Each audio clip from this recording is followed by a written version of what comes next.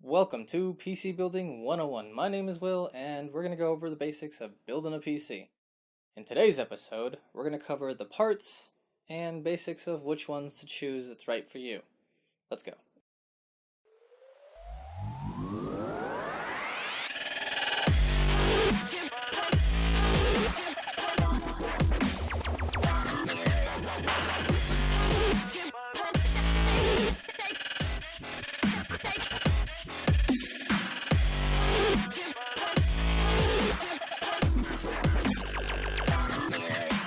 The first two parts I'm discussing today are the case and power supply. This is because they don't directly affect the performance of the PC. However, they do dictate the components you choose and how everything fits together. Kind of like a puzzle, making sure that everything fits together piece by piece. PC cases come in various shapes and sizes, allowing for a very unique look for everyone. Choosing a specific size will in turn dictate the size of your components in your PC. Choosing a case can be very dependent upon user preference because of the way it looks. One of the main things you want to look for when choosing a case is the size of the components it can support. This must be taken into consideration if there's a specific component you want in your PC. You need to choose a case that can support this. Another thing to consider when choosing a case is cooling, since PC components can get hot. I will talk more about that later. And the last thing you want to look into is the front I/O. Not all cases have the same ports, nor do they support all of them. Find one that suits your specific needs. Power supplies are the heart of your computer. They can come in various sizes and wattages, but they all perform the same basic function. Its job is to take harsh AC power from the wall and pump clean, stable power to the components in your PC. The first thing to look at when finding a power supply is the wattage. This will be dictated upon the other components in your PC and can be calculated using various websites. Once you know an estimation of the wattage needed to run your PC, another very important thing to look at is the certifications it may have. A big certification is 80 plus. These are varying levels from 80 plus up to 80 plus titanium. This qualification marks its efficiency, and in turn can also say its quality. The most important thing to check for with this certification is that it does indeed have the current certification. In my experience, I have found that 80 plus gold is the best compromise of price and efficiency. Skimping out and buying a poor quality power supply could, at the very least, damage your components, or worse, cause a fire. Taking both the wattage and certification or quality into consideration when choosing a power supply is very important. I recommend not buying any parts until you know everything you want to put in your PC, to make sure you have the correct wattage and space you need to fit everything in your PC. The following components, unlike the case and power supply, have a direct effect on the performance of your computer, so take that into consideration when choosing them. Motherboards are the main component in your system that everything plugs into. These boards can have varying prices dependent upon the feature sets. They also come in a large variety of sizes and colors. These feature sets can include overclocking, USB-C, higher quality transistors, PCI braces, dual BIOS, M.2 support, integrated video support, LED support, or even cleaner looks. When choosing a motherboard, ensure that it will fit inside your chosen case, is compatible with the CPU of your choice, and that it supports the feature sets you require for your situation. The CPU, short for Central Processing Unit, is the brains of your computer. It processes all the information inside your PC and is arguably the most important part of any computer. The price point of a CPU has a wide range depending on your budget and needs. When choosing a CPU, you need to consider the speed and the core count. The speed is measured in gigahertz and varies widely from 2 gigahertz all the way up to 5 gigahertz, sometimes more with turbo boost, or even more if you overclock it. The core count varies widely as well, from a single core up to 72 cores in server CPUs. The most common CPU core count for consumers is from 2 to 6 core, also known as dual core and hex core. Another thing you may notice mentioned when looking for CPUs is the thread count. Some CPUs have hyperthreading, a feature which allows the CPU to have twice as many virtual cores, allowing it to split some operations between its threads. These threads, however, are not all equal and not considered true cores. An easy way to think about the CPU's features is like a highway. The speed is similar to the speed limit on the highway. A faster CPU speed means that data can process through your computer faster. The cores are similar to the amount of lanes available on the highway. With more lanes, more data can be processed at the same time. Threads are similar to that of having the same number of real lanes, but now twice as many people can use those lanes. Think double-decker cars or carpool. But not all information can use these lanes, and it's not always available. RAM, short for Random Access Memory, better known as memory, is temporary storage for the CPU and is necessary for all tasks on the computer. Think back to the previous analogy of the highway. Well, RAM is like a parking garage, a place for information to be temporarily stored while the computer is running, or when the information is needed.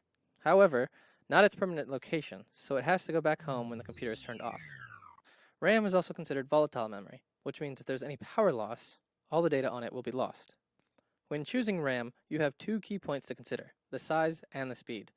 The sizes can vary from 1 gigabyte to 128 gigabytes per module.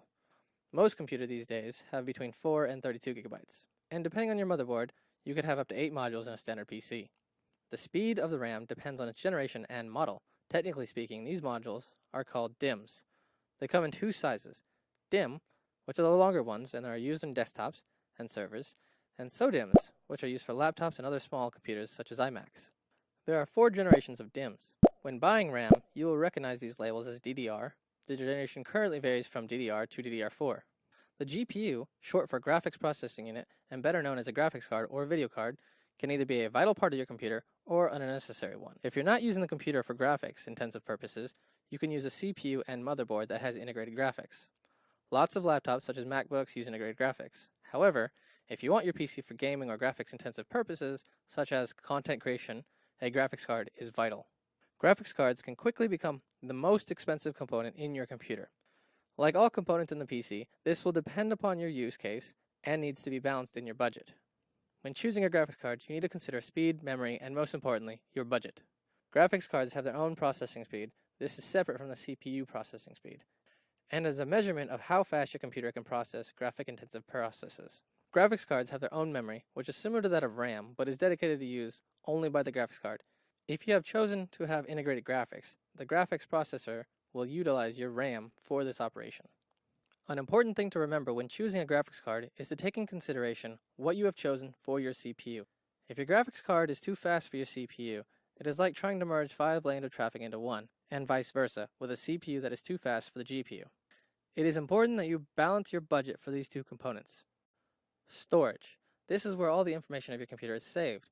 This includes your operating system along with games and other files. When buying storage for your PC, you need to take into consideration the size and the speed. Starting with the size, storage today can vary from a few gigabytes up to thousands of gigabytes, depending on what you want to store. Depending on what you want to store will depend on how large of the storage space you will need to choose. Photographs, games, videos can all take up a lot of space. So a great starting point would be aim for around 500 gigabytes to 1 terabyte.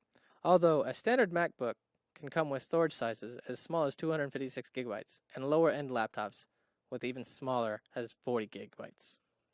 The speed of storage determines how quickly the computer can access your information or write the information. There are 2 main types of internal storage. They both determine the size and the speed of the storage. These are hard drives and SSDs. Hard drives are cheaper per gigabyte. Hard drives tend to be larger in size and capacity. They are great for mass storage of data. They work by spinning a magnetic platter and a needle searching the disk for data. This mechanism therefore means that they are much slower at reading and writing information, and if moved when in use, the needle can scratch the platters, causing corrupted data or breakage of the disk. They generally connect using SATA. However, older hard drives used IDE and are no longer used. SSDs are more expensive per gigabyte, and they can be smaller in physical size. However, they are a lot faster at accessing information. SSDs are less susceptible to damage, take less power, and can be much faster due to no moving parts. They can connect via SATA or PCIe. M.2 SSDs are just like regular SSDs, however they use a different connection type. They use the M.2 connection present on some motherboards. This is the fastest connection method to date. They are also much smaller than regular SSDs. M.2s use a PCIe for their data transfer. Many people today have one of each drive, an SSD to store your operating system and other intensive programs, and a hard drive for mass storage of files and such. This way you get the best of both worlds, a large capacity of storage and a fast booting system. Another important component is the CPU heatsink. This is generally a hunk of metal with a large surface area to allow for cooling. Most CPUs come with their own CPU heatsink, known as a stock cooler. These are sufficient for normal CPU use. However, when overclocking your CPU, these heatsinks will not be sufficient enough to keep the temperature of your CPU at a safe level. Aftermarket heatsinks have many different shapes and sizes to fit your case and your needs. There is also water cooling, which can be in the form of an AIO, all-in-one, or a custom loop. Water cooling can provide a quieter and oftentimes cooler temperatures for your computer, but can cost more and take up different amounts of space because of its radiator. A custom loop can also include cooling other parts of your components, such as the GPU, motherboard, and even RAM. Each type of cooler has its own pros and cons, and they will need to be planned according to your needs/wants, and the space provided in your case. That's it for today. Thanks for watching, and see you on the next episode of PC Building 101.